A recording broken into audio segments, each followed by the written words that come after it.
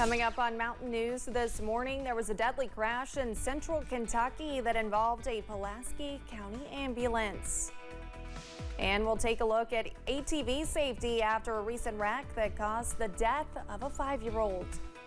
Dedicated to Eastern and Southern Kentucky, this is WYMT Mountain News This Morning.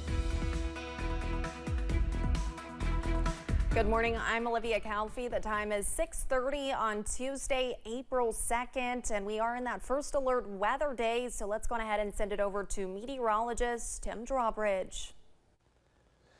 And the elements coming together, Olivia, for that active weather day to play out. The time frame, like Cameron's been advertising over the last 24 plus hours, between 11 a.m. to 11 p.m. and all modes of severe weather. What does that mean? Well, the opportunity for intense rainfall, gusts to 75, an enhanced risk for hail, and yes, the opportunity for a few tornadoes. Regarding the enhanced rainfall potential, flood watch is in effect for our northern counties.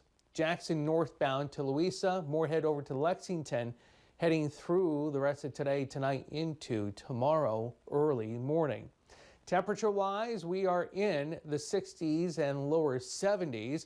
The pinpoint Doppler radar here, quiet. We look out toward Columbia. You had to get closer to be able to see everything underneath the O and the L. Heavier bursts of rain, so heads up for those of you out in Somerset, Pulaski County, Waynesburg. That is tracking toward you.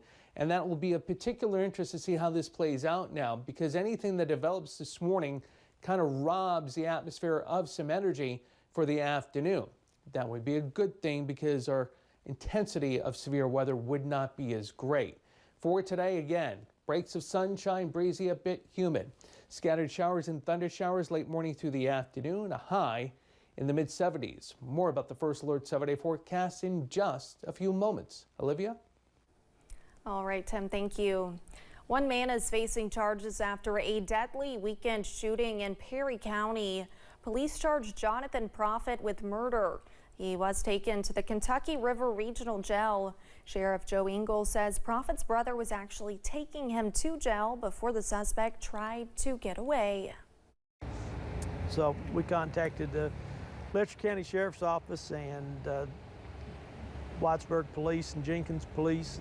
They quickly apprehended him and took him into custody. Engel says more charges could be coming for Profit and another person that could be involved. 2 people were killed when a Pulaski County ambulance and a semi collided yesterday morning on US 27 in Garrett County.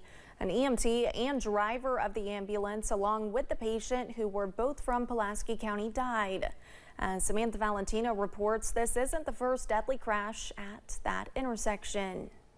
We do know that 2 individuals have lost their lives.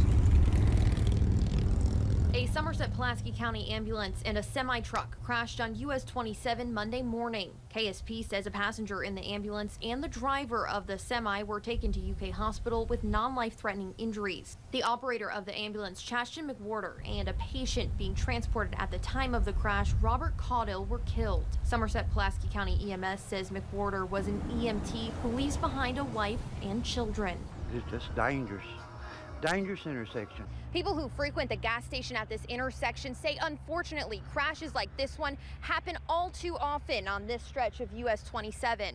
When you're coming from the southbound, going northbound, that curve right there is really hard to judge how fast people are coming when you get ready to pull out. Some drivers say they'd feel safer making their daily commute if a traffic light was added at the intersection. I've almost got hit a couple times pulling out here, and I think it'd be good if they add a couple traffic lights down through here, at least caution lights. The Garrett County Sheriff's Office says just a few weeks ago, street lights were installed to make it easier to see in the area. James Talcott says currently the issue here is a combination of lack of visibility and driver speeds. I've had people pass me when I'm doing 60, and they pass me like I'm sitting there on the side of the road sometimes. So I know they're doing 70, 75. For some, driving US 27 to and from work is their only option. That's why people like Stephen Gilpin are hoping for a change. But until then, I just hope and pray every day that everybody gets home safely. Including yourself? Including myself. In Garrett County, Samantha Valentino, WKYT. Chashton McWhorter was employed with Somerset Pulaski EMS since December 2022. He was only 26 years old. Governor Andy Beshear posted about the crash yesterday afternoon. He asked Kentuckians to join him and Brittany in praying for the victims' loved ones during this difficult time. 3 people are dead after a crash in Casey County.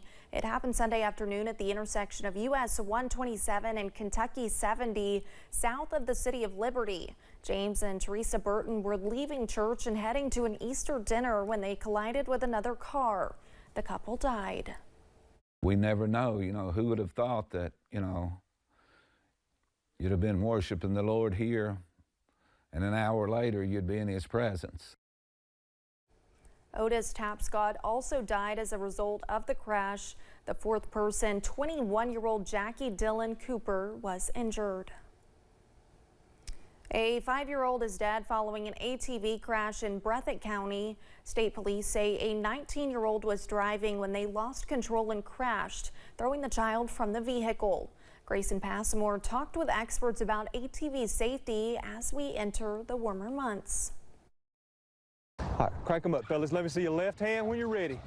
Kentucky has miles of all-terrain vehicle trails, but according to the Consumer Product Safety Commission, Kentucky also ranks in the top 5 of all U.S. states with the most ATV accident-related deaths. We implore everybody to follow those golden rules and make sure that the kid is not only old enough, but physically big enough and mentally mature enough to operate the machine. June Villegas is the field operations manager at the ATV Safety Institute.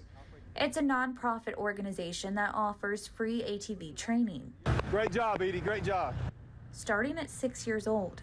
The manufacturers make those ATVs for a specific age for a reason. Sadly, just this weekend, a 5-year-old died after being ejected from an ATV in Breathitt County. Kentucky State Police say a 19-year-old was driving when she lost control. Villegas says another one of their golden rules is unless the ATV is specifically made for 2 people, only a singular rider should be on at one time. So we want you to wear the helmet, eye protection, goggles, long sleeve shirt, gloves, over the ankle boots and pants for a minimum. Through the Institute, you'll learn every do and don't to keep your family as safe as possible. Whether it's going up a hill, down a hill, or going through brushes, rocky sections, even sandy sections. In Lexington, Grayson Passmore, WKYT. ATV manufacturers also offer incentives if you complete a course through the Safety Institute. Oftentimes, that is a $50 to $100 rebate. Kentucky State Police are continuing to investigate after a man was found dead in Harlan County. Police say the body was found behind the Rebecca Cottle Public Library on Sunday in Cumberland. Police do not believe foul play was involved, but it is still under investigation. The body was taken to the state medical examiner's office in Frankfort for an autopsy. In McCreary County, a hiker is dead after falling over a waterfall. The sheriff's office says a family found a body at the bottom of Yahoo Falls in Big South Fork National Park. The victim was identified as 23-year-old Isaac Lee Turpin of Somerset. The sheriff's office says Turpin was hiking with his dog. The dog got loose, and when he went to catch him, he slipped and fell over the waterfall. A human trafficking case out of Jackson County is headed to a grand jury. Last month, Zachary Davis and Jacqueline Keith were charged with promoting human trafficking. Deputies say they were caught trying to sell their newborn twins for $5,000. The couple claimed it was a joke and a misunderstanding. During their preliminary hearing yesterday, their charges were amended to a charge of selling or purchasing a child for adoption. In Rockcastle County, the sheriff is asking for help finding a man who is wanted on 14 counts of misuse of electronic information. Take a look at your screen. William Pendry is also wanted for theft, more than $10,000. Pendry is also wanted by state police for burglary and is wanted by the Madison County Sheriff's Office on multiple charges. If you have any information, you can contact the Sheriff's Office at 606-256-2121. You can remain anonymous. The Kentucky Blood Center is hosting a blood drive. It will be on the University of Kentucky's campus all week. This is the fourth and final blood drive held on UK's campus this school year. Every donor will walk away with a t-shirt, coupons to Insomnia Cookies and Texas Roadhouse, and a gift card to Starbucks. For me to be able to do something that will potentially save someone's life or at least make an impact on someone else's life, that's like one big important goal that I have. KBC says all of their blood supply stays local. Approximately 40% of it benefits patients at UK Healthcare.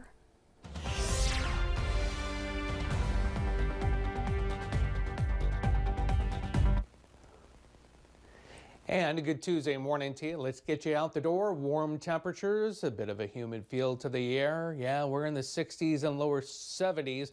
Irvine at 70, Moorhead at 70, 71 as you make your way toward Harlan. All right, here we go. The pinpoint Doppler radar, quiet within the viewing area, is just beyond Somerset, Pulaski, and Wayne counties. You got this one cell that has started to take off a little bit. A couple of cloud-to-ground lightning strikes.